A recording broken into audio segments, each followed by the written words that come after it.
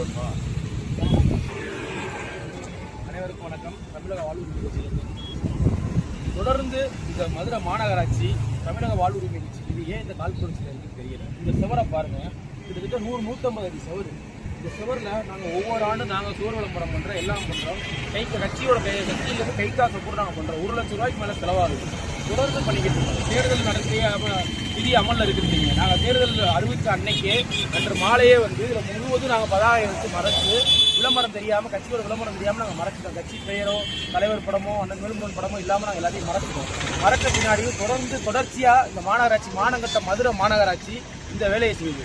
மாநகராட்சியில் 200 கோடி ரூபா ஊழல் நடந்துச்சு. இது வரைக்கும் அதை கேட்க ஊராக ஒரு அதிகாரிக்கு மயிர் கொடுக்க கூட துப்பு இல்லாத அந்த நாயை சிவத்த பர்பஸாக வந்திருக்கிறாங்க. ஏன் ஒரு 3 மாதத்துக்கு முன்னாடி மதுரையில் நடந்த உலக ஜூனியர் ஹாக்கி போட்டி வேர்ல்டு கப்பில் ஹாக்கி போட்டிக்காண்டி வந்தப்போ இதே மாதிரி சொல்கிறாங்க, எங்களுக்கு அழுத்தம் கொடுக்குறாங்க, மேலிடத்துல வந்து அழுத்தம் தராங்க, அதனால தான் சூரிய மரத்தை அழிக்கிறாங்க. அப்பயும் பக்கத்தில் இருக்க எல்லா சூரிய மரத்தையும் கூட தமிழக வாழ்வுரிமை கூட தொடர்ந்து வச்சுக்கிறாங்க. இது என்ன ரீசன் காண்டி பண்ணுறாங்கன்னு எங்களுக்கு யாருக்கு தெரியுது.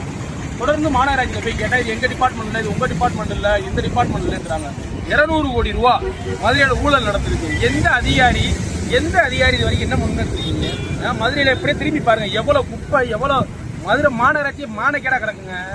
அவங்க ஆட்சியில் ஒரு நல்ல வாயில் வருது, நல்ல ஒரு குப்பையை சரி செய்ய முடியல, ஒரு ரோடு இல்லை, ஒரு விளக்குல லைட் தெரியல, ஒரு தண்ணி பிரச்சனை சரி பண்ண முடியல. உங்களுக்கு அடுத்தவங்க கட்சினா மட்டும் உங்களுக்கு வந்து இது பண்ணுதா? உங்களுக்கு யார் இந்த அதிகாரம் கொடுத்தது?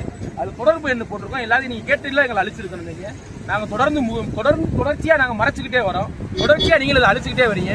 மதுரை மாநகராட்சியை நாங்கள் வன்மையாக கண்டனம் தெரிவிக்கிறோம். இந்த தேர்தல் விதிகள் அமலில் முடிஞ்ச பின்னாடி மதுரை மாநகராட்சியை இழுத்து கூட்டுறோம். இது மதுரை மாநகராட்சிக்கு தமிழக வாழ்வுரிமை கட்சி நேரடியாக அப்படின்ற சவால். இந்த அதிகாரியை வேலையை விட்டு நீக்கிற வரைக்கும் எங்கள் போராட்டம் தொடரும். இந்த தேர்தல் விதி அமலில் இருக்கனால நாங்கள் அமைதியாக இருக்கோம். இந்த தேர்தல் விதி அமல் முடிந்த உடனே மதுரை மாநகராட்சியை இழுத்து பூட்டுவோம். நன்றி, வணக்கம்.